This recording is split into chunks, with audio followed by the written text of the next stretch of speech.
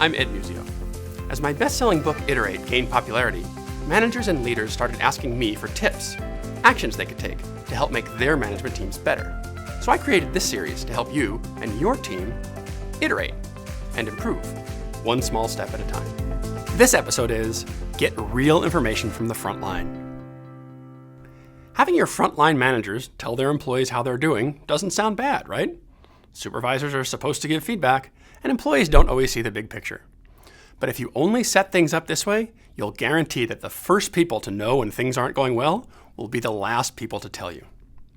Instead, here's one small step to put individual contributors in the best position to raise small problems sooner so that you can make corrections before they snowball.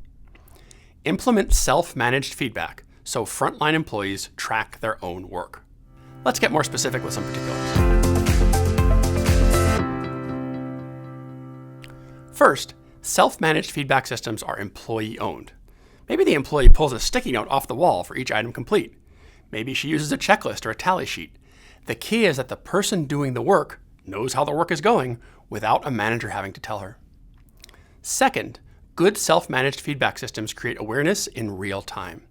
Maybe an employee is expected to process 25 units or solve 12 problems in a day.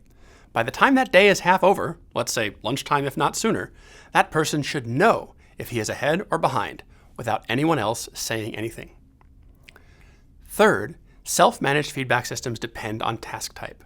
For routine tasks, employees can use things like sticky notes to represent items completed. For troubleshooting, inboxes and outboxes can create a visual of the work queue. For project work, workers usually end up with to-do lists by hour or day that keep things on track. For more information and examples with all three task types, check out the appendices of Iterate. Of course, there are many ways a person can track work, but no matter the method, be sure the self-managed feedback in your organization steers clear of these pitfalls. First, avoid confusing self-managed feedback with manager feedback. Both types of feedback are important. Supervisors should still tell employees what they're good at, how they're doing relative to others, and what they might want to work on. That's manager feedback. Meanwhile, make it clear that you expect employees to keep track of their own work too, all the time.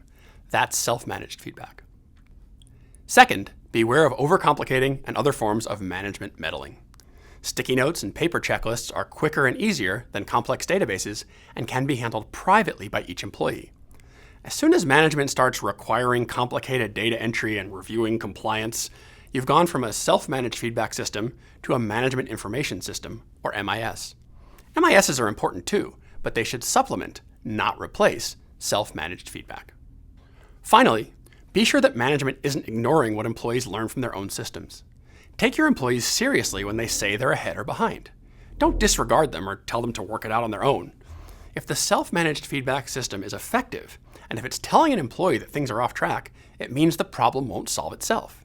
You can't get early warnings if you tune out early warnings.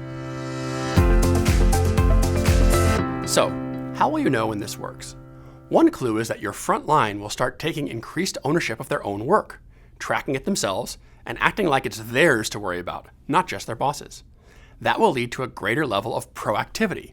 By making them more aware of issues, you equip them to go looking for solutions sooner. And when they can't find fixes themselves, they'll start raising those problems up the management chain, which creates that all-important upward information flow to complement the downward flow you already had. Self-managed feedback is a core component of frontline self-sufficiency, one of the 5 key practices of iterative management. When you implement it so that frontline employees can track their own work, the entire organization is better informed sooner about what's really happening. That realistic information starts feeding into good decisions over and over again, which makes your organization better able to iterate.